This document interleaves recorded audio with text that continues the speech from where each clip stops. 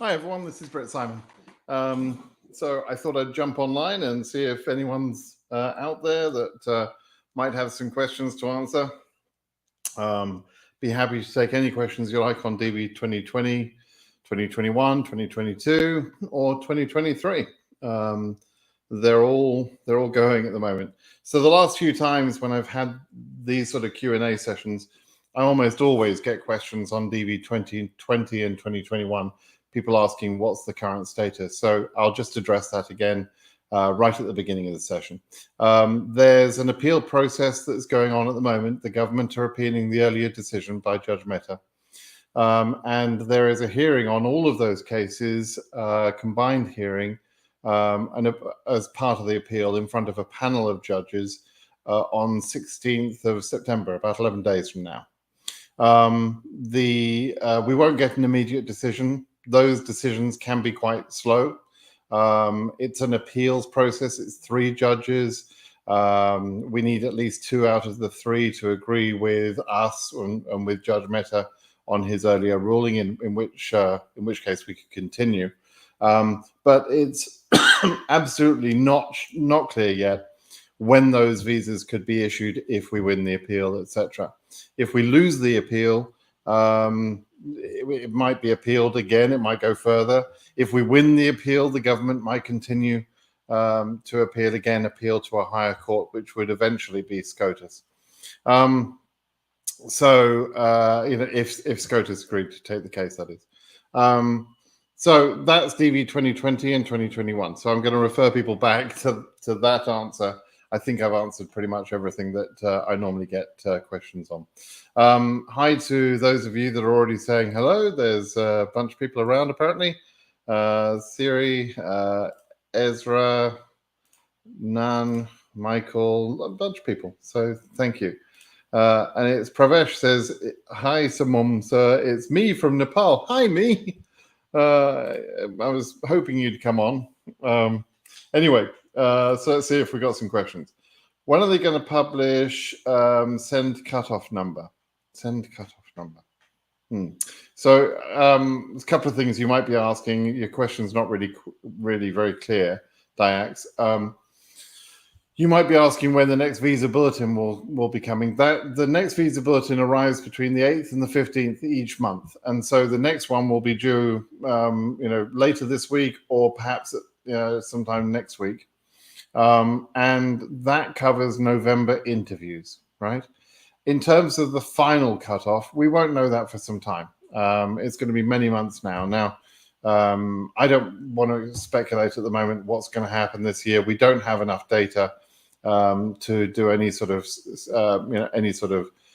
sensible predictions. We do know that a lot of people have been invited or have been selected, probably too many.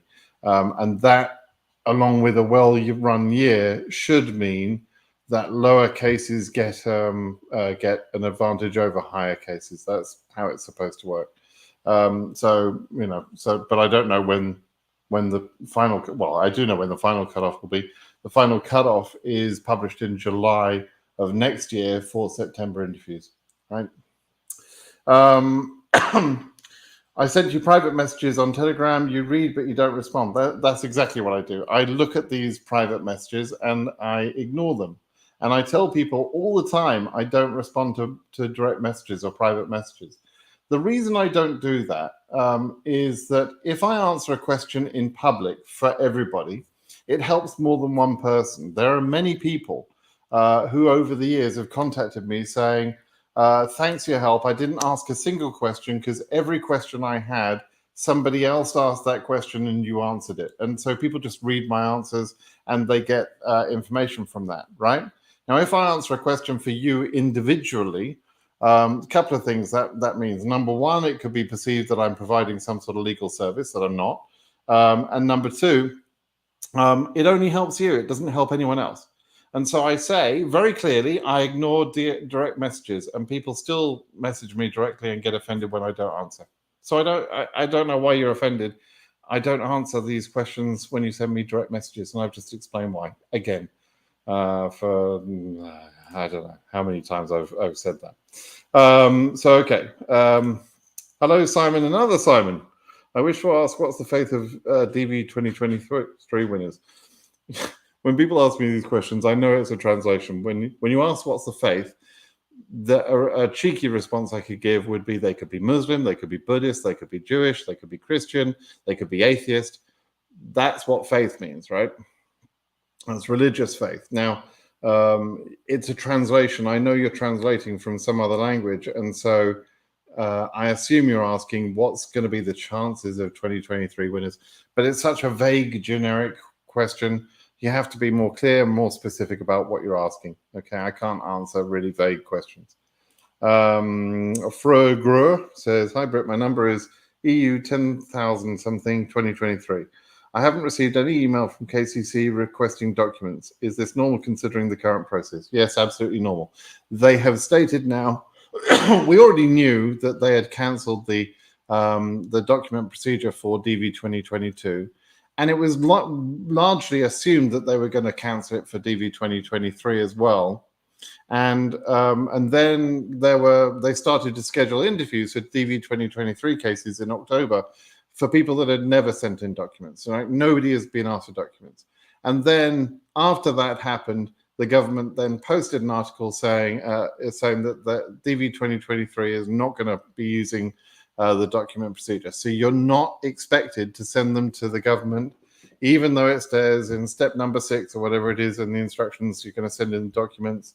There is, on that same page, there is a link now to the new decision that says for DV 2023, no documents are needed. Okay, so don't worry about it. It's totally normal. Nan, could you tell us what is the opportunity for 2020 to win the 9,095? How much percentage do you expect we will win the case? I don't know how to guess that percentage. I don't have any way to do that, and I've heard the lawyers say very similar things. They don't have a way of guessing the percentage or the chances. We just have to wait and see. Okay. TSS, hello Simon. I already submitted my DS260 for DV 2023. Good. I'm going to move next month. Do I have to open my DS260 to change my address, or is it possible to change it at the interview? You can change it at the interview. If you are moving to a different country, or even an address in your country that would change the embassy they would select for you, then you may want to change your address, right? But no, you don't actually have to update your address. Your address was correct on the day you submitted the DS260. Now, if you unlock your DS260 for any other reason, then you should update your address at that point, right? But you don't necessarily have to unlock your DS260 in order to correct your address if that's the only thing that you're worried about in your DS260, okay? And one last thing, people shouldn't be worried about unlocking their DS260. It is utter bullshit that people, some of the lawyers are talking about that says unlocking will cause problems to your case. It won't in DV 2023. It did in 2022, absolutely. Not arguing that, but it won't in 2023. There are already people who have been scheduled for October interviews who unlocked their cases. And so Nicolette Glazer had said there was some magical, mystical line that you go to the back of if you unlock your case. Utter nonsense, complete bullshit. And, if that was the case, then people who had submitted and then unlocked could not possibly be interviewed in October. So, and I created a video the other day that explained my rationale to say that all the DS260s are going to be processed timely anyway. So why worry?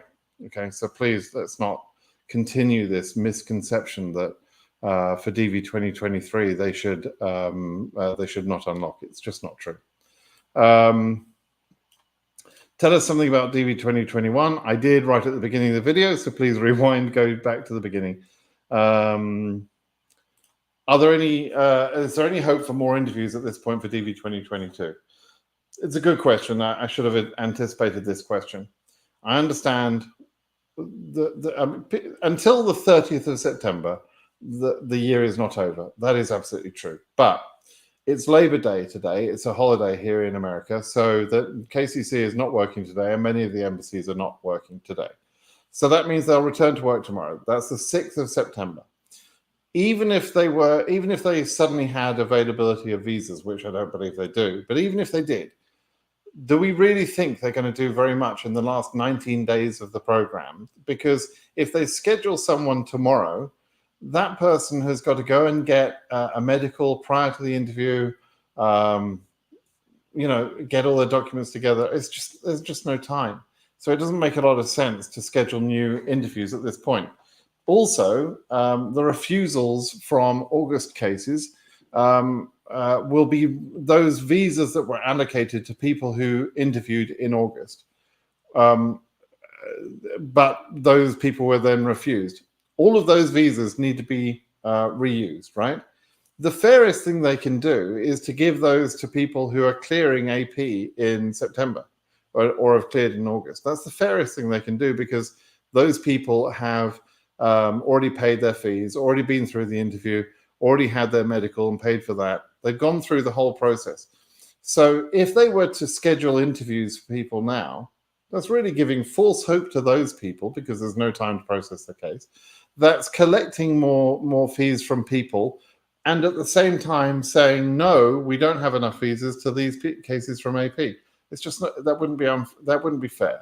Okay, so I think we need to accept that, although I'm not prepared to say the year is over until September 30th, it is to some extent, in a logical thinking kind of way, it is clear that there are not going to be very many new 2NL sent at all. I mean, if they send some tomorrow or Wednesday or Thursday or whatever, maybe they send 4 or 5, but they're not going to send 400 or 500, right? That should be clear by now. So I'm sorry to disappoint.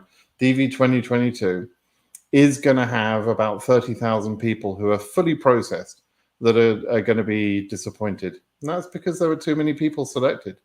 And, that's just the way it works. That's the way it's supposed to work. What's gone wrong this year is some of the wrong people, frankly. Some of the higher case numbers have been prioritized over lower case numbers, and some embassies have just acted in a horrible way, completely destroying the chances for their local cases. But in terms of standing back and saying, did they issue enough visas? Well, they've done a pretty good job on that. Tiny Angels. I think you've seen you before, right? AF 29,000 2022. My case was on AP refused for about 3 weeks. Now your case is on ready. Any hope? Right. So this is one of those scenarios where I don't want to raise your hopes for no reason. But at the same time, if you were refused on AP and you were then going to be refused permanently, there's no reason to move your case to ready. They move your case to ready typically because the AP is closing, and it means that they've made a decision that you could be allocated a visa, and now they just need a visa for you. Okay, and so they put you on ready, and then you'll go to probably administrative processing, the actual status of administrative processing, and then issued. Okay, you may not even see those other changes. That could be quite quick. But as I say, I'm trying not to build your hopes up, but at the same time, it is clear to me that there was no need to put you on ready if you were actually going to be permanently refused. Okay, so take that. Good luck, Tiny Angels. I think, I hope that works out well for you. KCC replied to me, records indicate blah, blah, blah, blah, blah. Does this mean I'm ready for scheduling DV 2023? Yes, it does. That's what it means. That's why they say.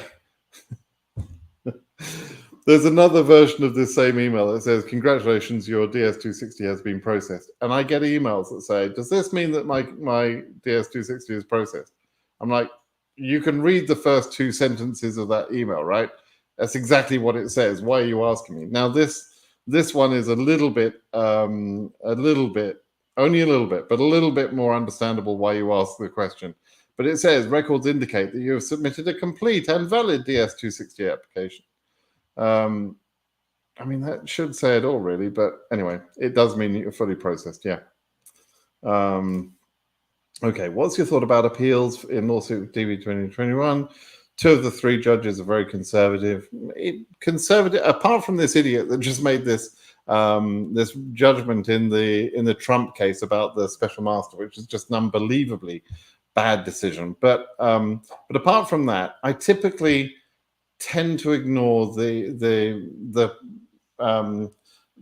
political background of the judge. The judge is 9 times out of 10, probably more than that, way more than 90%, are very good judges. They may have a political leaning one way or the other, but that's okay. They're entitled to that.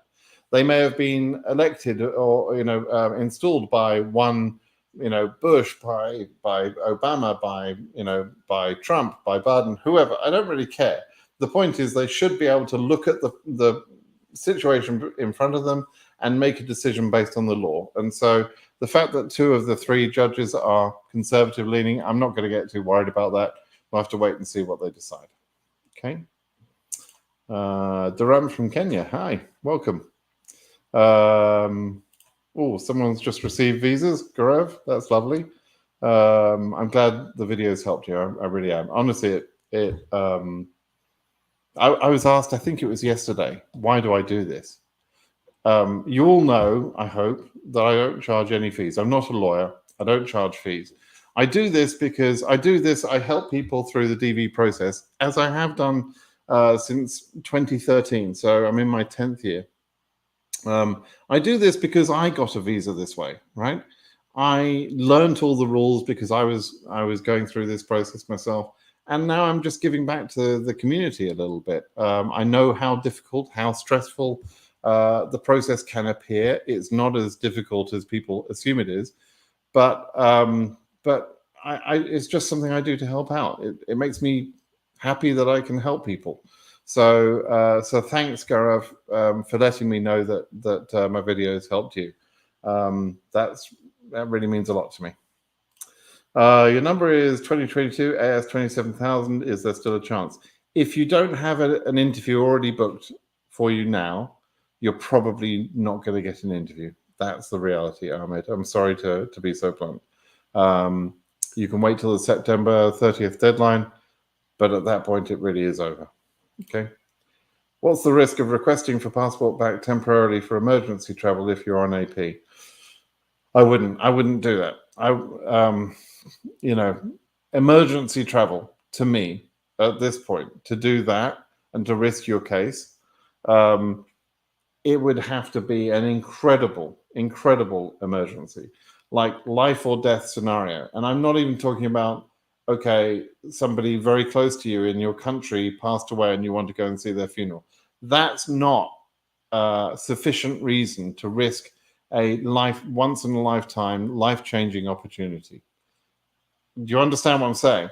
Literally, if you are the only person in the world that can go to your country and save a life, that's what I would consider. That's an emergency reason to travel. Obviously, putting a life in front of your desire is the right thing to do, right? Other than that, there's almost no reason I can think of that is a good reason to risk your passport, risk your case by taking your passport back. If you take your passport back from this at this point, and the embassy has some number of visas to allocate to cases, etc., but your passport isn't there, they're going to look at that and say, well, we can't issue this one. We'll just go to the next guy, right? So why the hell would you do that? No, I wouldn't recommend that. That would be a stupid thing to do. It's your decision at the end of the day, but I wouldn't do it. Opening day for DV 2024, it'll be about October the 5th, 6th, something like that. They haven't announced the day yet, but it'll be about that time. They'll announce it in probably a couple of weeks, 2 to 3 weeks. Tapaz, my sister is a plaintiff on the 2021 lawsuit. Her case number is 9K. If they win the appeal, can she transfer a case from Accra Embassy? Oh my God, Accra. I don't know is the honest answer. We don't know how things will go. But yeah, you probably are right to be skeptical about Accra Embassy because they've been the worst, the absolute worst in DV 2022 by far, right? So, but the transferring or moving to another embassy is really only done for people who live in another country. So your sister would need to establish a residence in a neighboring country, perhaps through family members or something like that. So, but I don't know for sure what the timing is going to look like and who's going to be selected. And so whether that's worth it or not, I don't know. Okay. This is a sad one. DV 2021 from Algeria. This DV destroyed my life and all my projects lost. I'll lawsuit US government even if I'll be 80 years old. Yeah, I get it. I understand the anger. I understand the frustration, and you're entitled to your feelings. There are stages of grief that people go through. Anger is one of those stages. Acceptance is another of those stages. There's denial, there's bargaining. There are 5 stages of grief. You're in the angry phase. I get it, but people in my life have let me down. The one advice I would give to you is people in my life have let me down. I think holding anger inside of you and continuing that anger for years and years and years, it's not a healthy thing. Sometimes you just have to sort of look past that and say, what else has life got planned for me? If you're religious, perhaps this is, your God's will. If you're not religious, then, like me, you just have to sort of suck it up and realize that it's just the way things worked out for you that time. So, but I get why you're angry. I'm not putting your anger down at all. I get it. I just wish for you a little bit of peace and tranquility. So anyway, I always love these questions too. Tell me something about DV 2023. Something. I don't know. What something do you want to know? Hi, Mr. Simon, says Ashraf. How are you doing? Thank you for your support all the time, helping many people around the world. You're welcome. Is there any hope for Afghan DV 2022 who didn't get to NL yet? Probably not. Same as I answered just a few moments ago to someone else. There probably isn't any more chance. Now, it's not 100% certain. There may be a few cases, but we're talking handful, right? Tiny number. 2, 3, 5 cases, maybe, that's all. Okay. Please, I have a question. I have an interview without my medical, but CO asked me to bring after when I checked my status, it showed refusal. Yeah. Because you went to your interview without your medical, you were automatically placed on AP, which is a type of refusal. And so the status that it shows is correct. You've been refused temporarily, and you have to provide your medical. If you provide your medical, if there are no other concerns, then you could be issued. Okay, just follow the instructions you've been given. Ali, what's your opinion about some case numbers? Both AS20K, one was completed, the interview on June, and had the visa, while the other is still ready. Both come from the same embassy. Yeah, look, it is clear now, and it has been for some time, that case number is not the driving force in the way they process DV 2022, and actually never has been. There has been certain processes, as I've explained many times in the past. I have to chuckle. I reviewed some statements and a video I made and an interview that I was involved with in about October last year. And my statements that I made then were absolutely correct. But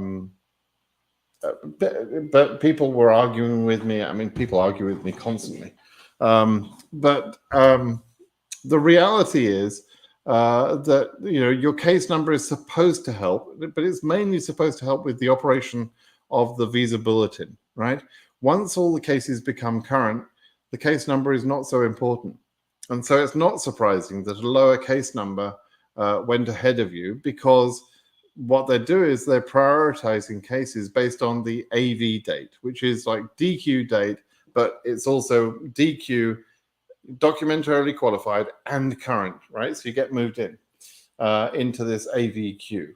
Now, the date you're moved into the AV queue is important. That's what's been stated in various declarations. I believe it. It tracks to the data that we can investigate and we know about. And there's various smart people who've gone through all sorts of things proving that that is correct, or trying to disprove it if they feel that it's not correct. But the reality is it is a logical explanation. We may not like it, but that is what they're doing. Okay, and it appears that the judges tend to side with the government on their ability to run the program, how they want to run the program. That's why the DV2022 lawsuits are not winning their cases. They're winning some action, yes, but they're not winning their cases. And they have complained about this specific point about case numbers not going in order. So so it's time to let that go. You need to understand that. Okay. Next one. I'm from Ethiopia. How are you? I'm a DV2020 winner. What did you expect? His DV2020 got visa? I hope so. We have to wait for this appeal. Go back right to the beginning of the video and listen to my comments about DV2020 and the appeal. Okay. Craig says, thanks for all the advice. We got our visas last week, so we just wanted to show my appreciation for what you do. Thank you. Let me see if can I. Oh, there you go. I wanted to see the family face there. So it's a family of 4 by the looks of it. Craig, so congratulations to you. I love this. I love that aspect of it. Luca, unlock or not to unlock? That is the question. To be or not to be? Yeah, I suffer the slings and arrows, Luca, as you know. Oh my God, do I ever? People are constantly at me and complaining when and telling me that I'm misleading people, hurting their chances. And I'm the only person that I know of, apart from 2 other people, who've been doing this stuff for 10 years without any fees, right? So, and there's 2 other people, and they are Susie Q in the forum and someone's mum in the forum. They're the only people I know of, the 3 of us, the only people I know of that have consistently stuck by DV cases since DV 2013. I'm sure there are some others, but I don't know many others. So, I don't know, Luca. What am I doing wrong? Why don't people listen to what I say? I don't know. How are you, sir? I'm fine, thank you. Prem, in 2022, Nepal processed all of its visas, which were 3806 selectees. Maybe, right? Can I assume that in DV 2023, which has 3808 selectees from Nepal, everyone will have the chance for 2NL? Will there be any quota issue? Okay, your first statement is not 100% accurate. We don't know that for certainty, right? They probably didn't process all of those selectees. There are probably some people that didn't apply. Now in Nepal, if you win the green card, there's plenty of people to help you, and it's very normal. So a very high percentage, I would agree with that, a very high percentage would apply, but there will have been some that say, no, I'm not going to go forward. There were also some that got refused at interview, right? Now, the other thing is that Nepalese, like some other countries, tend to get married when they win, which means that 3808 number for DV 2023 is going to increase a little bit. And so there is some risk, but I would say the risk is relatively low, and almost everyone at Nepal, if not everybody at Nepal, will probably get current. Okay, so that's as much as I can reliably say at the moment. Okay, my question is, if my date of birth from my high school diploma is different from my passport, unfortunately but fortunately I had an attestation letter from the school, an affidavit in lieu of birth. Am I good? I am good. Your date of birth is established by your birth certificate, okay? And when you get a passport, your passport should be referring to and based on your birth certificate. Those are the 2 most important documents that establish your identity, your date of birth, the place of birth, those sort of things, right?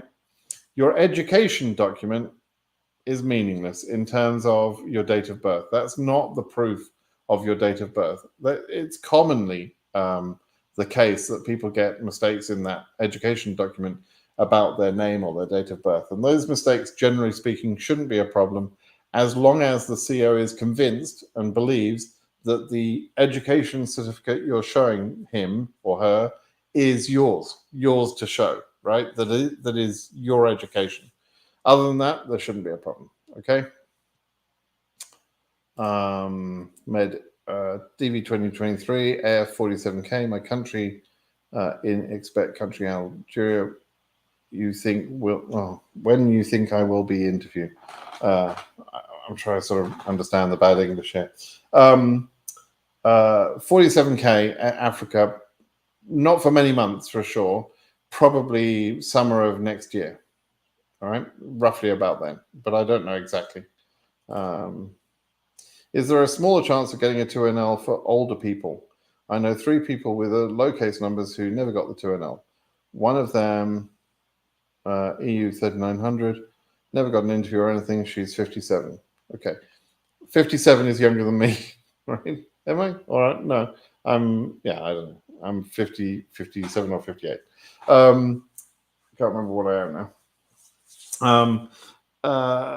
And I got my green card when I was 50, I think. So I've heard this rumor recently about older people, and the rumor is normally that older people won't be selected in the selection, which is bullshit because it's a random selection, or that in this case you're saying that there's less chance of you getting a 2NL. Again, that's bullshit. It's not true at all. There is no law that says a 50-year-old or 57-year-old cannot go, and KCC have no legal right to adjudicate cases or to prefer cases or to say this case, this person is too old and therefore I'm going to send this case. That's not how they work. They don't have any legal authority to do that, and they have no need to do that. Now, if a 57-year-old or 65-year-old or a 95-year-old person goes to interview, they may be asked about their ability to avoid becoming a public charge. What's their plans, right? But if they're independently wealthy, if they already have plenty of savings and money, if they have a career, if they expect to work, there's no real problem, right? But there's a difference between not getting a 2NL because you're 57, which is what you're saying, which is bullshit, and having a tougher time in the interview because you're old. Okay, and 57 isn't old, please. Prem, I'm asking. Yeah, I already answered your question, Prem. When would you be your interview? Tuesday at 2:30. I don't know. You're not even giving me the whole case number. DV2020. Hi, please. I have unlocked my DS260 and resubmit. Which the confirmation page should I take along? Just whatever it is, whichever you've got now. Doesn't matter which you use. It's probably the same number actually, but just doesn't matter. Just take it along. It's not important. What does one need to do for a re-entry permit if after activation they'll be out of the US for 10 to 11 months? Firstly, you don't need a re-entry permit for 10 to 11 months. You need a re-entry permit for over 12 months of absence and up to 2 years. So first of all, you don't need a re-entry permit for that amount of time. But if you think that time might become 13 months or 14 months, then okay, to get a re-entry permit, you enter the USA and you apply for the I-131 form, which is the re-entry permit. And you have to stay in the States until you've had the biometric, which can take a few weeks. It could take 4, 5, 6 weeks in order to get the biometrics done. Once you've had that, then you can leave the USA. And if approved, and it's not guaranteed, but if approved, your I-131 can then be sent to a local embassy, wherever you are. Okay, so, but as I say, frankly, just keep it below 12 months and you don't need to go through that process. Hubstar, EU 35,000, selected embassy in Montreal. Since my case number is high, are there small chances to be interviewed here in the EU? I wonder if Montreal location helps in my case. No, your location makes no difference. Your real risk, and I agree, it sounds like a high number, but we don't really know for sure that it's a high number. Your risk is that your case number doesn't become current. And if your case number doesn't become current, it doesn't matter which embassy you're at. It doesn't matter whether it's Montreal, whether it's in Europe, or whether it's on Mars. If you're not current, you can't get interviewed, right? So so that's your risk. It doesn't make any difference where you are. Okay, and it will be. We'll know more about your risk on January 1, right? From that point, because then we have access to the SEAC data and we'll have absolute proof what the real highest numbers in each region are, what the allocation is, what the distribution of case numbers are, how many people are in front of you, how many behind you, and that sort of thing. We'll know all of that on January 1, okay? For the interview, do we need to bring original documents or copies? You need to take both. You need to take the original, and you show the original, and you give them the copy, right? If you give them the original of certain documents, you've lost those documents. They're going to keep those documents forever. So you need to take copies, right? So that you can give them the copies. But you have to show the originals, right? So, Bassam, I hope you're fine. I am DV2022 AP for DS55356 since May 27th in Anchor MC. How many cases? Yeah, I don't. This is such a difficult one to answer. But Asia is running up against the quota. It's already over its standard quota. And so my main concern now is whether there are going to be enough visas for people in Asia when they're returning from AP, when they're clearing AP, right? Now I can't be certain of what's going to happen, but it looks pretty much certain that they're going to go on to about 9,500 visas at least, because they've scheduled that many. And that means they're already drawing from other regions, namely Africa, because Africa is underfilling. So is there going to be a visa for you? Is your AP going to clear in time? I don't know. I would say May 27th. That should be enough time for you to clear. The question is then whether there'll be a visa for you, whether you clear in time and whether there'll be a visa for you. So good luck with that. I can't tell you, what chance there is of that, right? Okay. I live in Turkey. My documents early April, but I still didn't hear anything of them. Is there still a chance? Again, your AS, I think I already answered this, Ahmed, earlier. You probably don't have much chance now. I'm glad my last video helped. Thank you, Lethu. Elvis, you can do anything but lay off my blue suede shoes. What is Elvis? What's Elvis saying here? AF 6977, DV2023. My wife and I are both university graduates and working. Do you think that has a slight advantage in terms of visa issuance, bearing in mind public charge? Yes. It helps. It helps the CO if they're looking at people, they're in front of people that have good education background, good experience, etc. Then you're absolutely right to point out that they are less concerned, therefore, about public charge, and therefore you've got a slightly better chance, right? So yeah, that's true, Elvis. There you go. Samuel, my case number is in the 46K. When it'll be next year, middle of next year, roughly. AS 7000 2023, and I will have my interview either in Egypt or Canada. Am I considered the Egyptian, African, or Asian current number?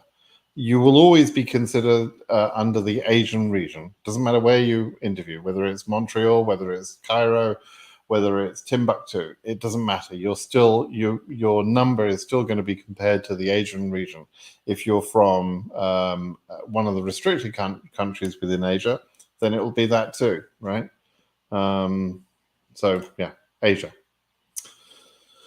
Hi Simon, I am DV2023 winner from Africa. My case number is 33K. Unfortunately, my country, Morocco, is in exception this year. That in exception. Do you think they can reach highest here, or my country will be removed? I have no idea what you're talking about. What?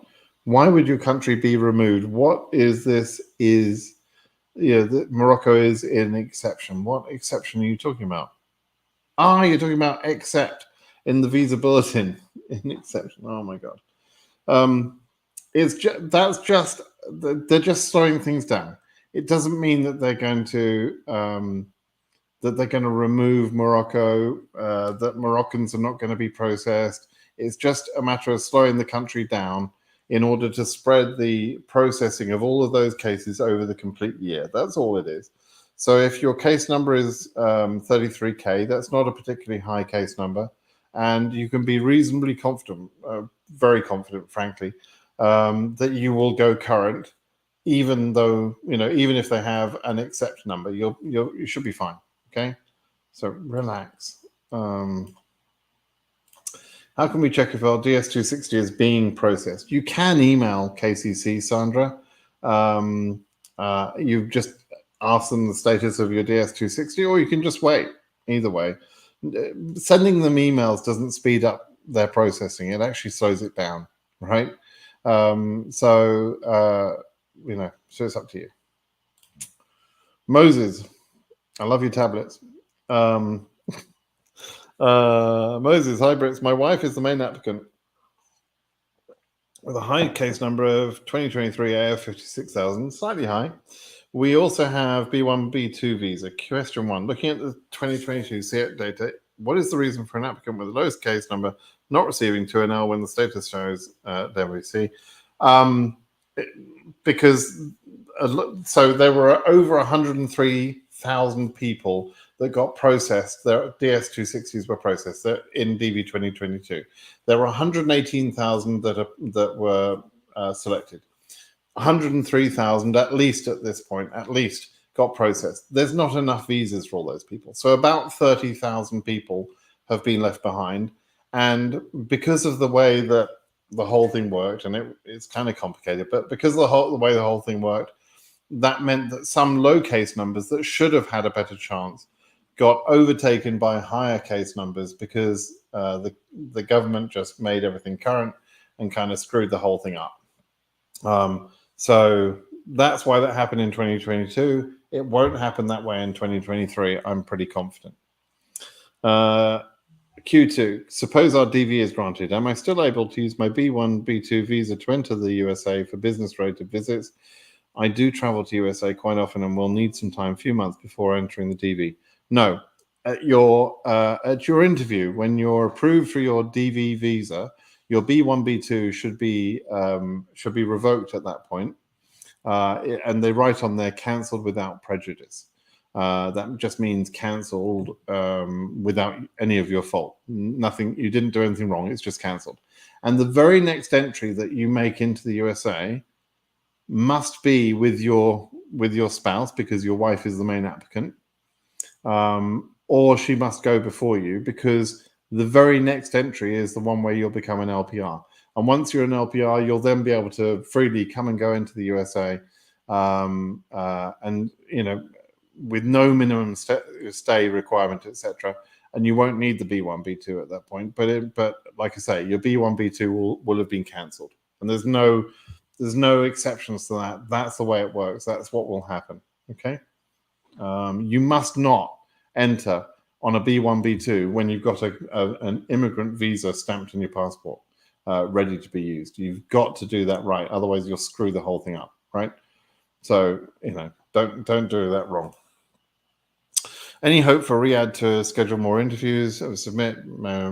Probably not. I think I've answered this question a number of times now, Ashraf. I mean, I'm not saying none. I'm just saying not very many, almost none, right? I study secondary school at home. How can I declare on DS260? That's a problem. Home study education is difficult to prove on. So you are probably, you should look at work experience and consider whether your work experience is going to be acceptable for meeting the requirements or not. And it's not just any work experience. You have to have work experience of a certain level, right? So look into this, because yes, your education is probably going to be a problem, right? And I'm assuming you're the principal applicant, you're the winner, right? If you're not the winner, it doesn't matter. But if you are the winner and you've only got homeschool education, that's a problem. Hello, Brit Simon. I won DV2023. I applied with my child. She will soon turn 21 by next year. Will she still be able to benefit from the interview if it's scheduled after she is 21? Yes, to some extent. She will have a few months, about 216 days, added to her age. And as long as you become current before that date, before she's 21 and 216 days, is about that. 216, 215 in some years, about that time, right? As long as she becomes current, or you become current, before then she will continue to be protected by the CSPA. I have a pretty good write-up on that on my blog at britsimonsays.com. Go in there, click the little magnifying glass to do a search, and put in there turning 21 or something like that. I've done an article about how and when the CSPA protects you. Okay. And it also says in that article, by the way, how to calculate that date exactly, precisely. Okay, so but it sounds like you're going to be okay. Thanks for responding to my previous question, Britt, and for everything you've done for us so far. Your expanded knowledge is really helpful. Kudos to you. Thank you. Thank you very much. Just going back on this morning, 2 times. Yesterday and today, I've got into little arguments with people in Telegram because people think that their opinion on some matter is equivalent to my opinion on some matter, even though I show the case law, I show proof, I make the explanation. People think our opinions are all the same these days, and I don't know when this happened, but it's over the last 4 or 5 years. This bullshit has happened where people think, for example, oh, well, yeah, the doctors are telling me this about COVID, and they're telling me that, this or that, but what do they know? They're only doctors, or, oh, these NASA scientists, what do they know? And this telescope, oh, I could make one of those. Like, come on. Let's be a little humble and expect that other people might know more than us, right?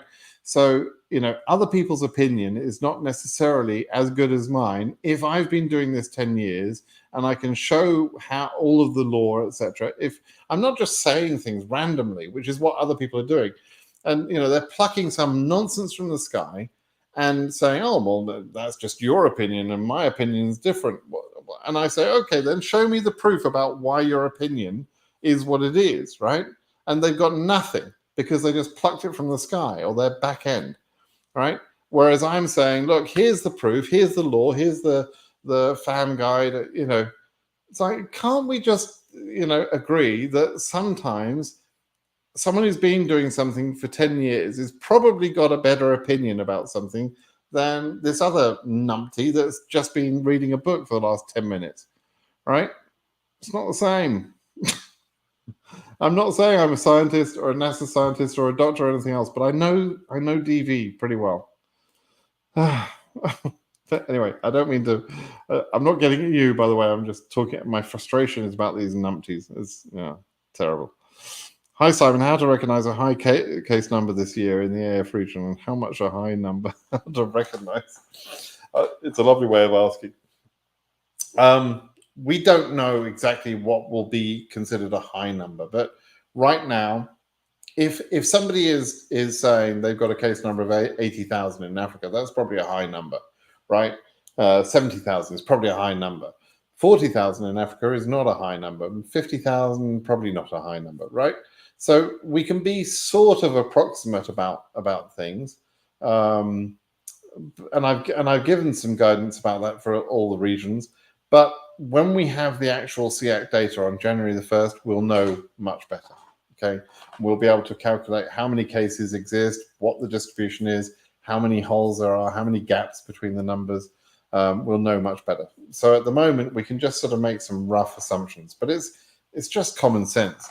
20,000 in AS region is relatively high compared to 5,000 in AS region, right? So it's a higher number. It doesn't mean it's a high impossible number. It just means it's higher, right? Okay. Josh. Hello, Simon. I'm a DV2021, DV winner, 2023, AF 49,000. By the time I submitted my DS260, I had not traveled out of the country, but recently I traveled to Tanzania. Should I unlock my DS to change? So in general, no, you don't need to unlock for that. So the day you submit your DS260, that date stamp is taken at that point. It was an honest, complete set of answers on that day, right? Now, there are some things that happen in life later that they're important. You change your address, you're living in a different country, okay, you unlock for that because you need to be scheduled somewhere else. You had a baby, yeah, you unlock for that. You get married, you unlock for that, right? You're trying to correct some serious mistake, you unlock for that, for those things, right?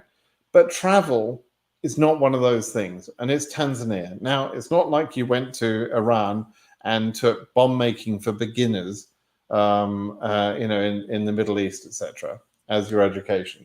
So Tanzania is not a big deal. It's not likely to raise concern at the interview, and your answers were correct on the day you submitted them. So in that case, in your case, I would suggest no, you don't need to unlock for that. If, on the other hand, you unlock for some other reason, then you update your travel history with the new travel destination. Okay. Customer item. Hi, so my wife and kids issued DV visa. Great. My question is it possible to travel individually just to make a new life adjustment in advance? Yes, but the principal applicant has to go before the derivatives or with the derivatives. What can't happen is a derivative, like the adult spouse, for example, who's not the winner, can't enter before the winner, right? That's the only thing you can't do. So the winner has to go first or go with the derivatives, right? Now, as long as the winner has entered, by the way, the system will have been updated, and so when the derivatives enter, they have no problem. You don't need a letter of proof or anything like that. The government knows that the principal winner is already the DV1. They're all categorized different. They know that the DV1 has activated their account, so that's fine. The DV notations, by the way, DV1 is the principal winner, DV2 is the spouse, and DV3 are derivative children. That's how it works, right? Just so you know. And 10A says, in what situations does KCC change emails from being processed to wrong entry? How can it be corrected? I don't know what wrong entry. I don't know what you mean. I think you're probably talking about entering your DS260. I don't see ever a notice that says wrong entry. That's kind of weird. And being processed, I don't really know what you mean, but I think you're probably talking about entering a DS260. And basically, as long as you put the correct information in there, you should be able to enter your DS260. But people make mistakes with their confirmation number or maybe the birth date or whatever else. They make mistakes. They just don't read the bloody form is what they do. They're just not paying attention. That's basically it. And then some people try so many times to enter their form with the wrong information, rather than stopping and reading the instructions or watching one of my videos that explains how to do it. They enter too many times and they get their form blocked. And then you have to contact KCC, and it takes a couple of months because they're going to arrange for you to go to your local embassy and get a code and get access into it. I mean, it's a bloody performance, right? So if you're in that situation, stop whatever you're doing, go look at my YouTube channel and have a look at the video that talks about helping you submit your DS260. Okay, and if you've blocked, then you've got no choice, but you have to contact KCC, and you will cost yourself a couple of months of hassle. Do you have any advice for family members of DV winner regarding to start a settled new life? What a great question. For family members of DV winner, I mean, I'm wondering. It's a great question, customer item. I'm just wondering why you mention for family members. So the family members, I just want to address that. The family members get a green card, right? So if spouse, the derivative spouse, or an adult child, for example, a child that is over at the age of 18, those people, everyone gets exactly the same green cards. They're not dependent on the principal winner. There's no dependency. They're free to live their lives how they wish to live. Now, there's then a bunch of questions, and it's a very long question to answer about how you choose where to live, how you choose a career, what careers are good, all sorts of things about living in the USA. But it's really too much for me to go into on a Q&A session. Okay, so I'll hopefully do something, but I'm leaning towards publishing a book rather than creating videos on guides about how to choose where to live and that sort of thing, because it's such a complex topic. It's just very complex. Salim, I hope you're well. Salim from Yemen. Looking forward to know the next visa bulletin. Me too.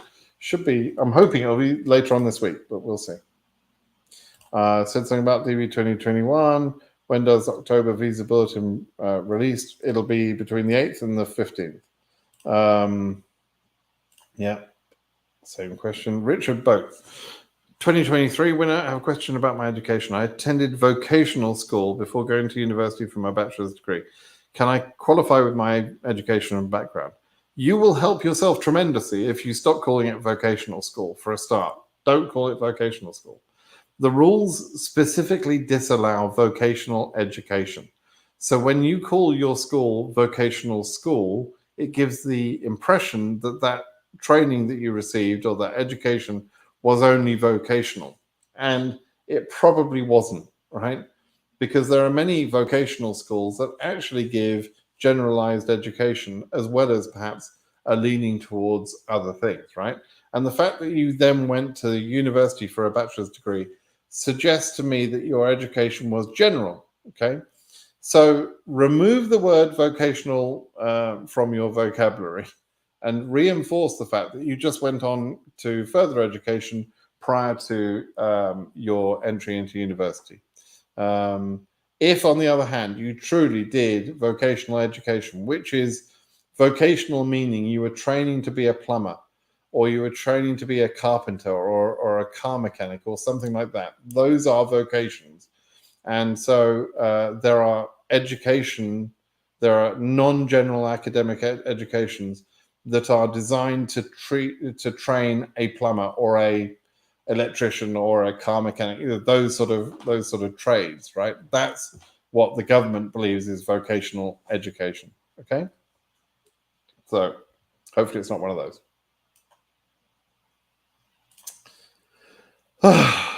Is it correct that if you reopened your DS260, you'd lose your spot in the process? No, it's not correct. And for DV2023, it's bullshit not correct. It's completely not correct. For DV2022, there may be some cases where it caused a delay for some people.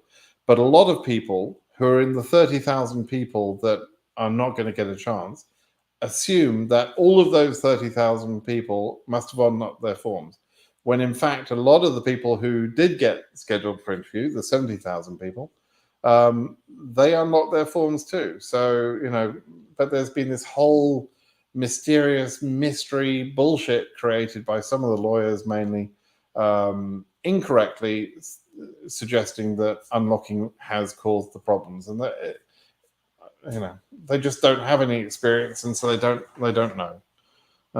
So no, it's not correct. Tell us more about the exception countries. I think I already did. Some countries are in exception, as you're putting it, but they're in except in the visa bulletin because they want to slow that country down. So let's take Nepal. It's a very easy example, right?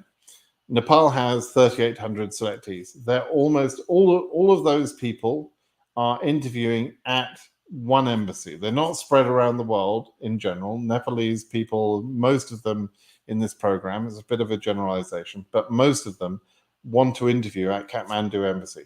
And so they spread that work out over the course of the 12 months by making just a few numbers available each month. That's why they have the accept thing there. It's to control the flow for Nepal, whilst at the same time allowing other countries to get processed a little bit ahead in terms of their number, because there's more people in the rest of Asia. That's why they do it. It's just about management of the process. It also can be for a country where they feel there are going to be too many selectees that want to proceed and that can be approved. But that is not the case in general for any of the countries this year, right? So that's nothing to worry about, right? Okay.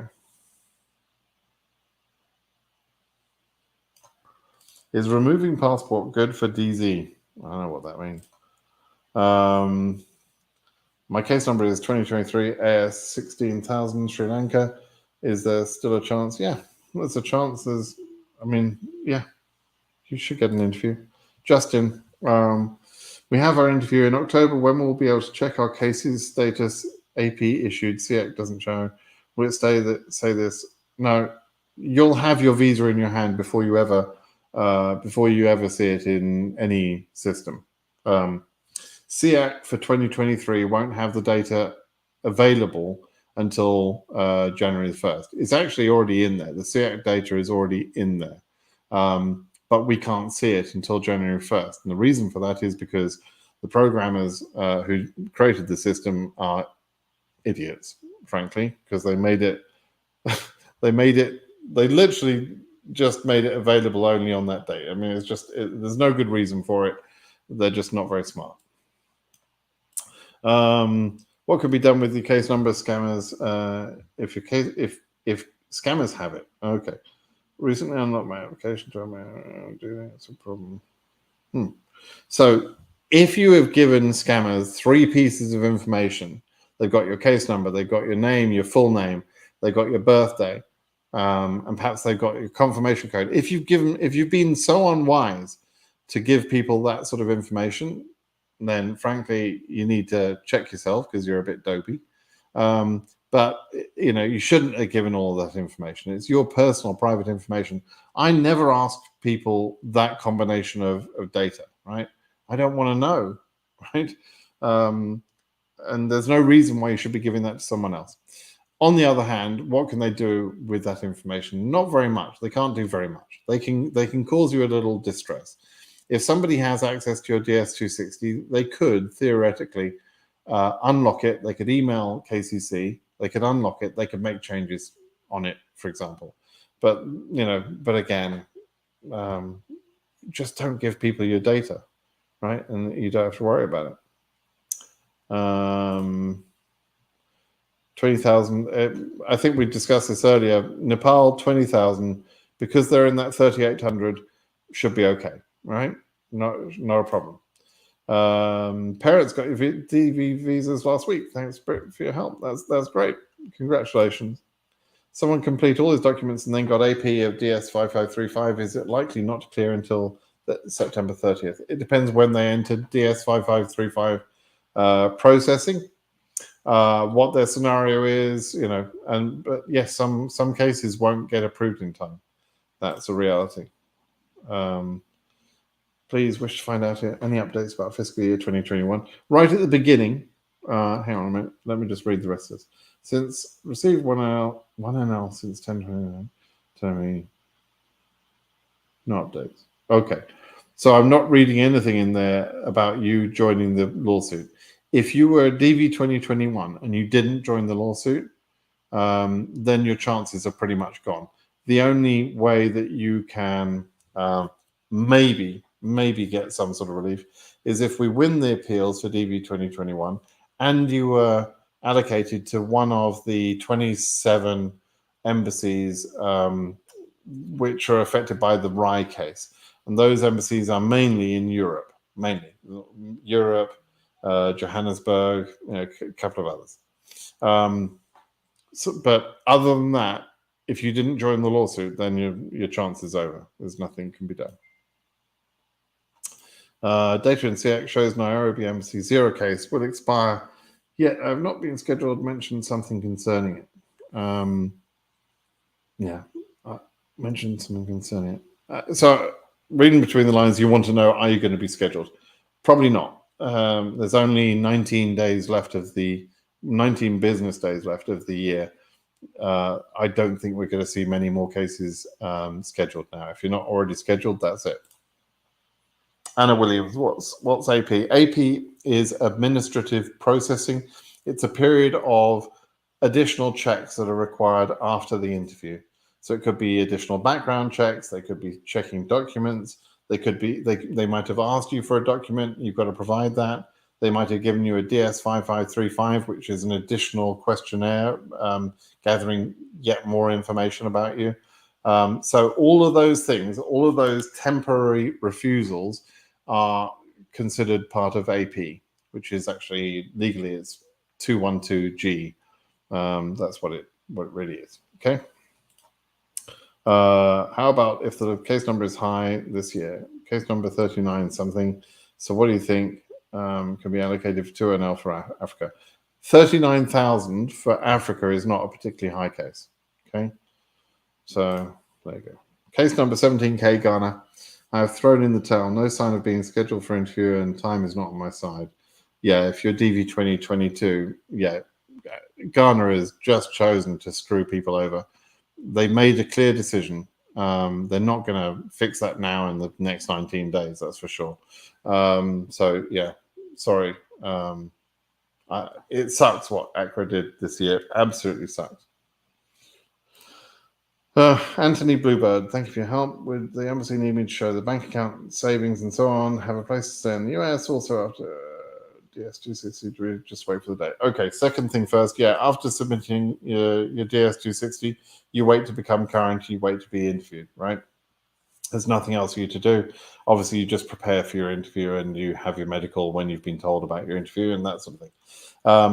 Do you need to show savings? Yeah, if you've got any common sense at all. You go to the interview with at least savings and financial documents and bank statements and that sort of thing.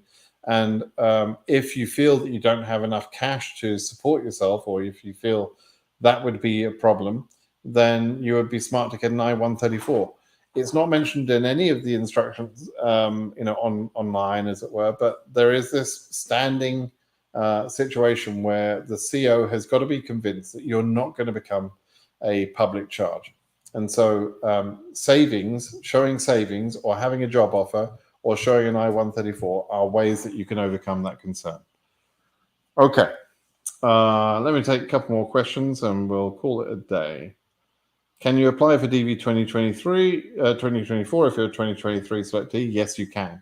You absolutely should. There's no harm in doing it, right? Why not? Is there a passport requirement for DV 2024 at the application level? No, there is not. They're not going to be asking for passports. The passport rule was blocked, so it is no longer applicable in DV 2022, 23, and it won't be there for 24. It might be back for DV 25, but it's too soon to know. I want to ask that by the time the DV 2024 is open, when those of us DV during 23 haven't been handled, are there chances we can still be scheduled for interview? Dude, for sure there's going to be most people. So the DV 2024 registration period will open in October, right? The announcement of the results won't happen by May. Will happen in May rather, of next year. And all of that time, DV 2023 is going to be processing until the end of September of 2023. So yeah, the two things run together. That's just how it works. Another one, we got our visas. Thanks very much. I will send latest vegan recipes from Finland. I remember you mentioned this before. And yeah, we talked about that last winter. Well, you'll be able to send that by local mail, right? Once you're in America. That would be awesome. But yeah, she would love some vegan recipes. Do a cookbook. Hopefully you're doing well. Do you have any info about Khartoum? Khartoum has been a bit difficult, but I'm hoping it's getting better. 2023 winner, case number AF2079, pretty low case number. When you give your case number, you don't have to give the whole case number like that. Just say AF2XXX. The 3 X's denoting 2,000 range rather than 4 X's, which would denote a 20,000 range, right? Submitted DS260, haven't received 2NL. Yep, you're good. You just have to wait, and hopefully Khartoum will be playing ball. So you've done everything you need to do at the moment. Can you play again after you were refused visa? Yes, you can. You can always re-enter for future years. You don't get any advantage from your previous win. But that assumes that you didn't lie or create any fraud or do anything like that in your previous entry. If you did some sort of fraud, you can get yourself banned for life from the US, in which case, why bother entering the visa anymore, the lottery anymore. But generally speaking, yes, you can try again, right? Okay, I think this will probably be about the last question. I made a mistake about my birthday when I was filling the lottery form first. It was November 11th and I write November 1. Does this cause me a problem? No, it doesn't. You need to make sure that's correct in the DS260. That's the only thing you have to do. And generally speaking, although technically they can refuse a case for something as simple as this, they generally won't unless there are other reasons to refuse or question your case, right? So it's normally a combination of factors that gets you refused. A very simple thing like this, a simple mistake, you missed off one of the ones, that shouldn't normally end up with refusal. Okay, just a quick scan down. Okay. Can't see.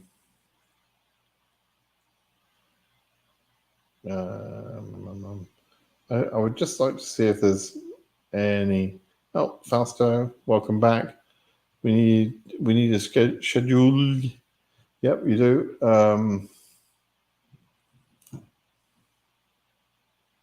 Francis got to the States safely, DV2022 with my wife, and we would like to extend. Extend. I don't know what you mean by extend, but congratulations, welcome. I'm glad you're here, and best of luck. Make it count, right? People have got to understand. I think that'll be the end of the questions, but people have got to understand. Winning the DV lottery is a once in 100 year chance for most people. Just think about that for a minute. 1 in 100 year chance, right? You've got to understand how special this is, how important this is. You come to America. I'm not saying it's the best country in the world, or but it's a pretty good country. There's lots of opportunities. The weather's good. The economy's good.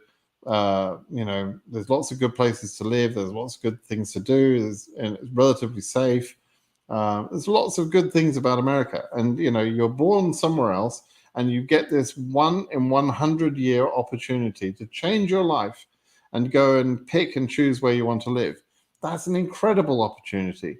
So don't underestimate what that means, and please make it count. Make it your best life ever. Don't just come here for a second-rate life. Come here and make an extraordinary life, right? Please do that. It's important. This is, if you believe in God, this was apparently God's will that you should win this lottery. Now make it count, right? So there you go. All right, everybody. Thanks for listening in today. Please do subscribe to the channel. I assume most of you that are watching are already subscribed, but just in case you're not, please subscribe. Give me a thumbs up, like on the video if you like it. Give me a thumbs down if you think I'm an idiot. And there you go. Have a nice day, everybody. All right. Be well. Bye-bye.